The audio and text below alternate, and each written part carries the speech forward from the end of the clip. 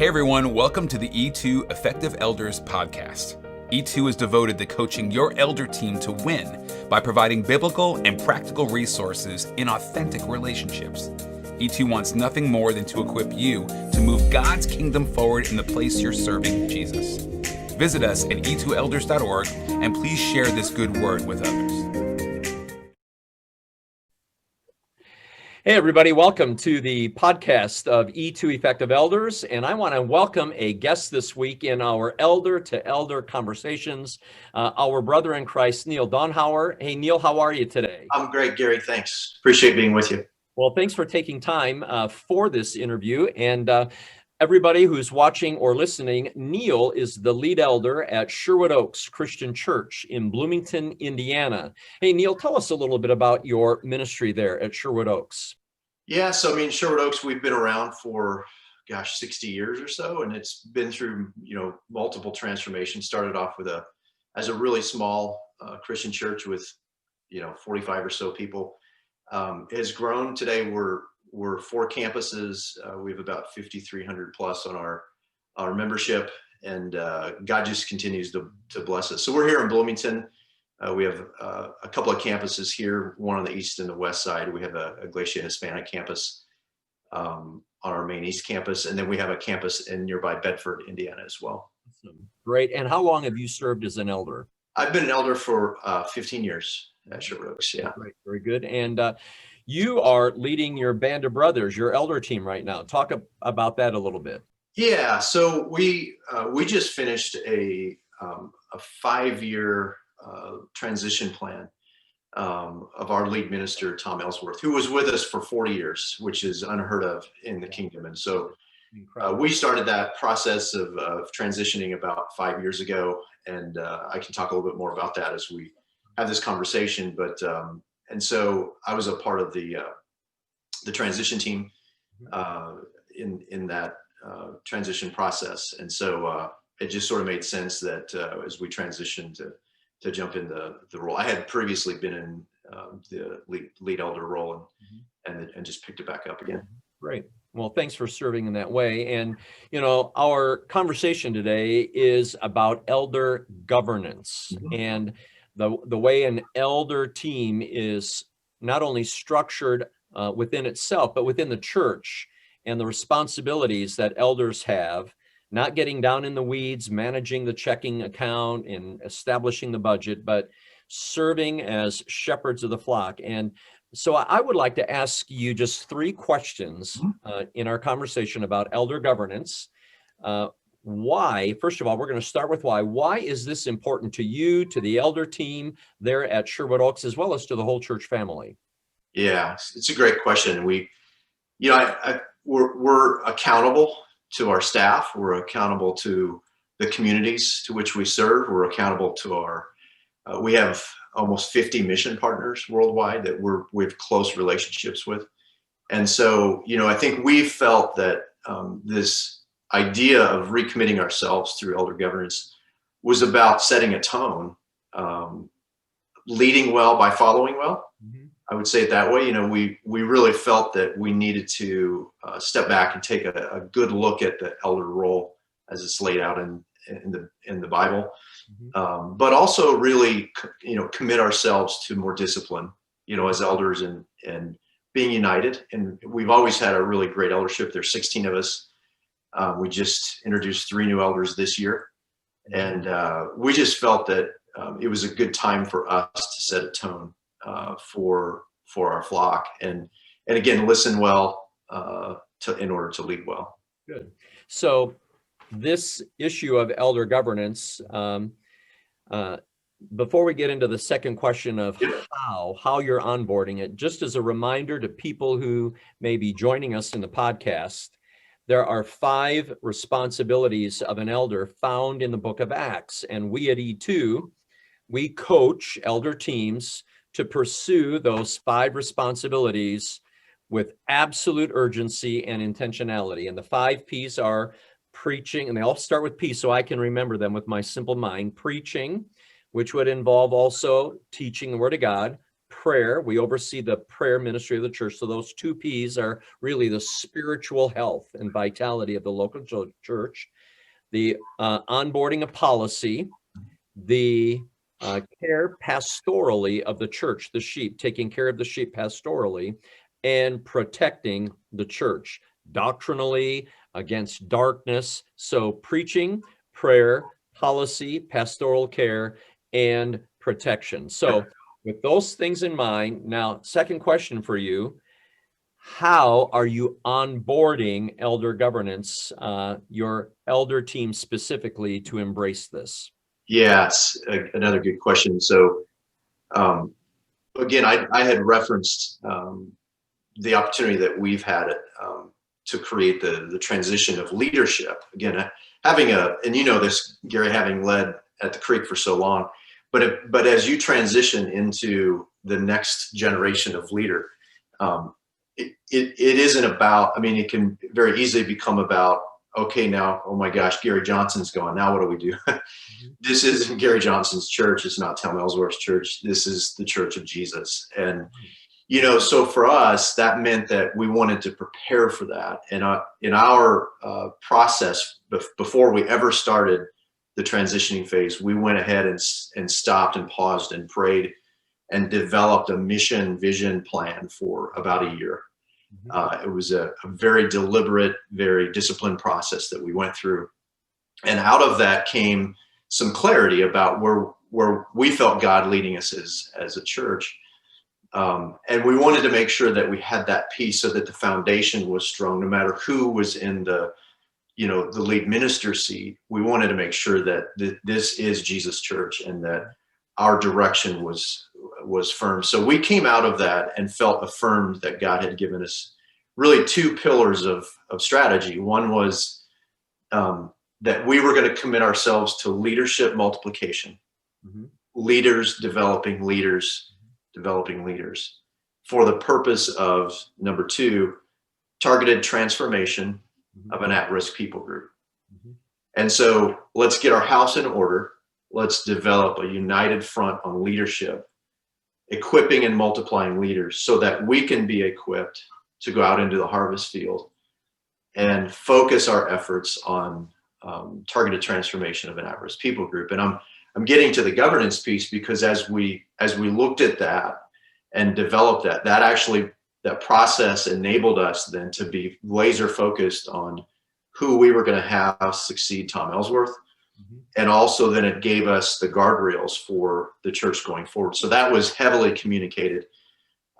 We have a 20-year horizon plan that has 3 stages to it that surrounds that strategic effort. And so what we said was if we're going to lead, and leadership multiplication is the effort, we better take a good look in the mirror as elders and take a look at our role. And so I think one of the things that, and Gary, you've helped us, E2 has been a tremendous partner and affirmation, as well as helping us to lead well. And, you know, for us, it was taking a look at the difference between elders, you know, looking at the re-roofing of the church versus being the governance, you know, of this great body.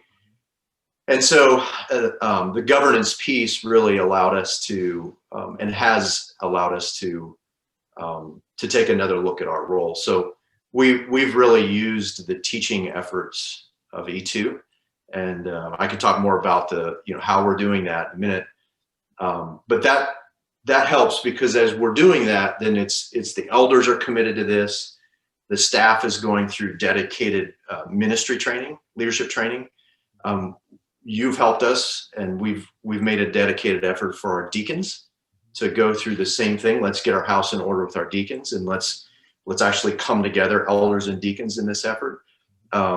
We're looking at the first or second quarter, our small group of 2021, our small group leaders, our life group leaders, and then our volunteer leaders. So this is really about a platform that starts with the elder governance, but then it really spreads out in concentric circles to the other things coming together. Right. So in in answering that question, how, you've really placed the emphasis on the need to develop leaders. And it's going to start right there with the elders. Now, these 5 Ps, Yep. A couple of, I think, how items that you can share, because you've told me about this, Yes. that your agenda for an elders meeting now is structured around those 5 buckets, right? That's correct. And so that, along with here now in this new year, 2021, you shared with me that at a recent elders meeting, you as an elder team established goals for 2021 around those 5 Ps. We did. Why don't you just take a couple, 3 minutes, talk about how you put together an elders agenda, and also how you structured your goals around those 5 Ps, the responsibilities of an elder. So every 2 weeks, myself, and we have a vice chair, Jeff Barnhill, who's an incredible partner for me. We kind of do this together. And then our lead minister, Sean Green, and our executive minister, Jeremy Earl, we get together for breakfast every 2 weeks, and we talk about what's coming up. And, our approach is, let's bless the staff, in every way that we can. Let's pray over them. But then let's not get involved in the details of the staff and their ministry efforts. But let's surround that with prayer, with protection. Let's surround that with pastoral care. Let's look at policies. And so we look at these opportunities, and the preaching part is just kind of making sure that our conversations are aligned. And if we know what the staff's talking about, they know what we're talking about, what's important, then we're on a united front with our message. Mm-hmm. Because people come up amongst our campuses and talk to elders. And so we want to make sure that we're all united.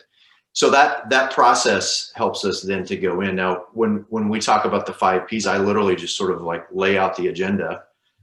And the 4 of us talk about what are we going to talk about in the next meeting or in the next month's meeting.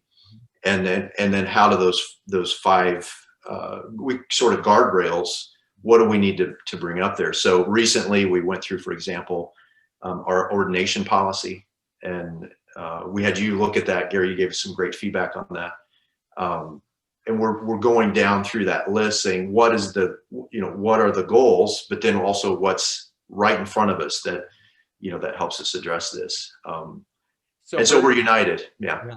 So here on the agenda for your meeting, where did for example, if you were getting bids for your parking lot repavement, where would that go under the 5 Ps? Would it? Well, it may. It comes now as sort of a recommendation from the finance team or the budget team, right? So they'll come in and say, here's what we did to set this aside. Or we had to re-roof a couple of years ago because we had some leaks and we had funds set aside for that. Mm-hmm. But it comes more, it's less a vote, and it's more bringing it in as a proposed direction.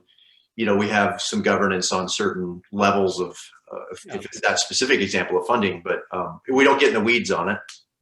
That's the phrase I needed to hear. Yeah. And I hope everybody who's listening heard that. We don't get into the weeds. So elder governance forces elders to govern, to lead in those 5 areas of responsibility. And if something comes to your agenda that does not fit into one of those 5 buckets, it's not for you to do.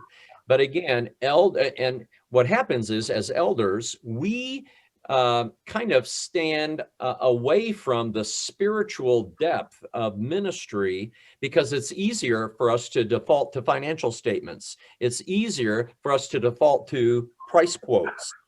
We have to lean into being shepherds of the church. Yeah. So you, the lead elder, are going to keep your team in those 5 buckets. So, and then talk just a little bit about the goals of 2021 around those 5 Ps, please. Yeah, sure. So before I do that, I'll say this as a little bit of a shameless plug on your behalf for E2 Ministries. That, the elder playbook that you guys have put together really is helpful. I would encourage that. I keep it on my desk. We didn't actually plan this, right? Gary just had to happen. It's just here on my desk. Yes.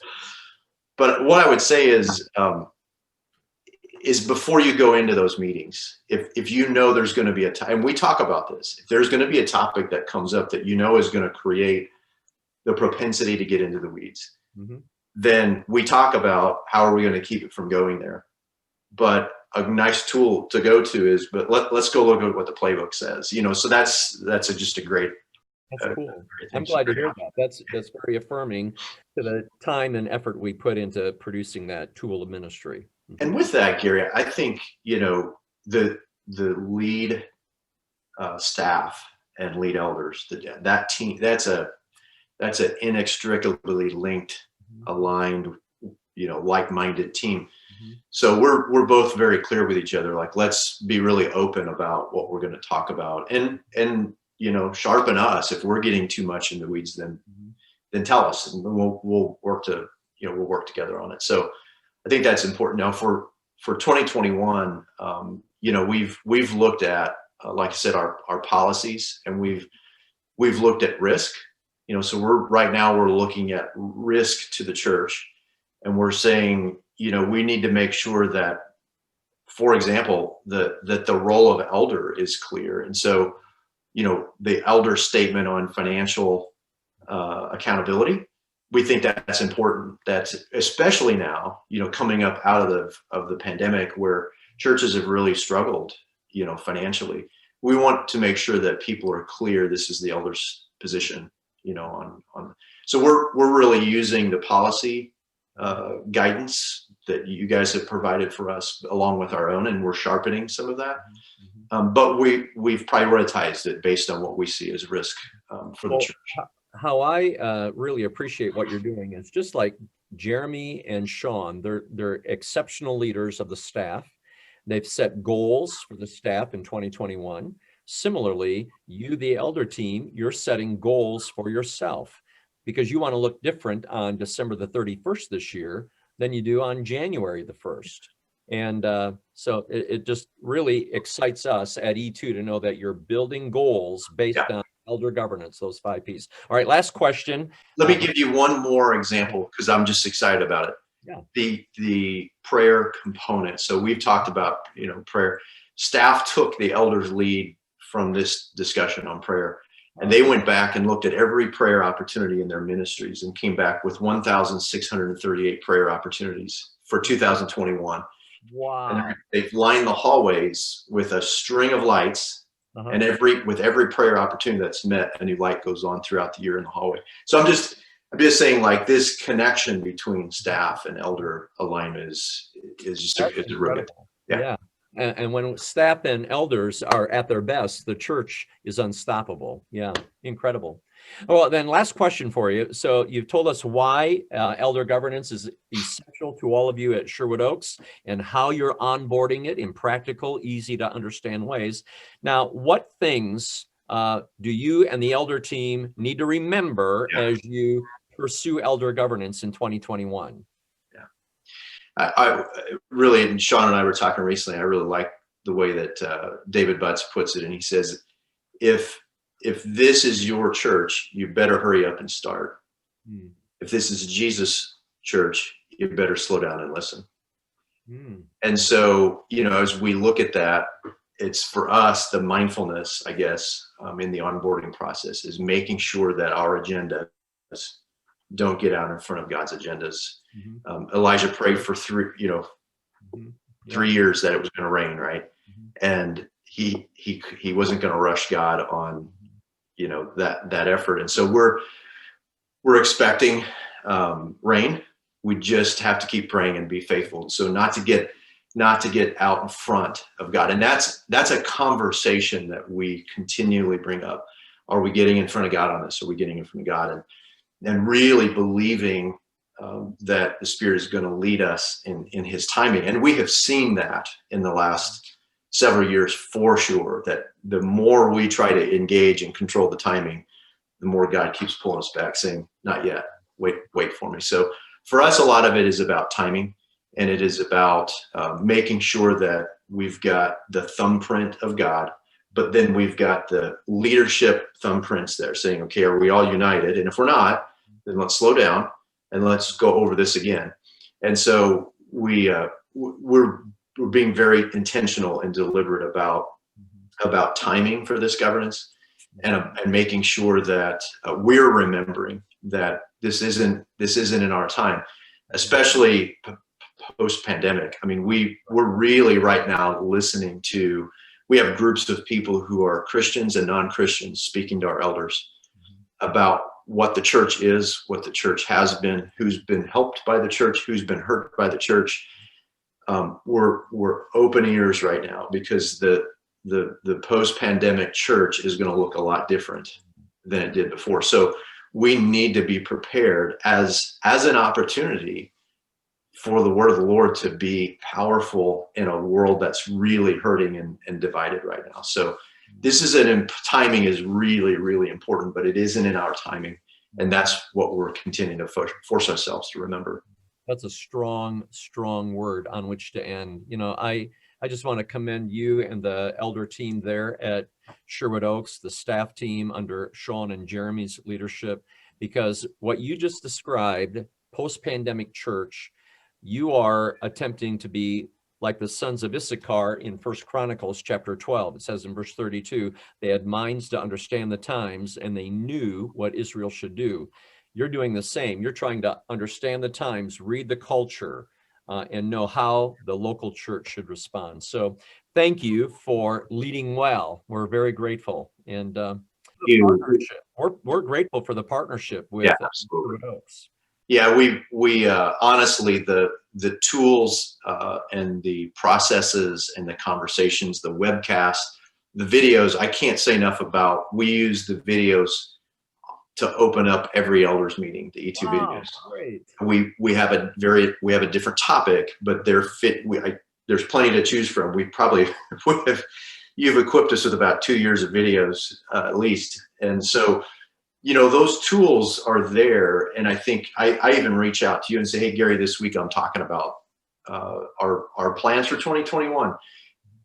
And you said, this would be a couple of good videos to bring in your elders meeting on that. So that's it. I mean, the tools are there, but it isn't a process that is regimented. It's one where the Spirit leads it. And then you've got all these tools to choose from in your timing to localize it. And that's one of the things we appreciate about the E2 ministry and the partnership is there's a lot there that you can take hold of and bring it into your own process. Well, we certainly appreciate the many texts, phone calls, emails that flow between us. It's been a privilege to be on your campus, to be present, even to preach. Absolutely. To bring the word of God there. So it would be my hope that Jesus would stir other churches like Sherwood Oaks to call us, email us, and say, we want in on one of those partnerships. Yep. So, and reach out to us as well. We're accessible and available. Great. May people email you if they have a question about what you shared today? Yeah, absolutely. Okay. And what would your email be? My email is Daunhauer, Daunhauer @gmail.com. Okay. N for Neal, and then Daunhauer, Daunhauer @gmail.com. And we'll pull that up on the screen as well. Neal, thanks for serving, and thanks for a great conversation. Absolutely. Elder to elder. You bet, Gary. God bless. Blessings.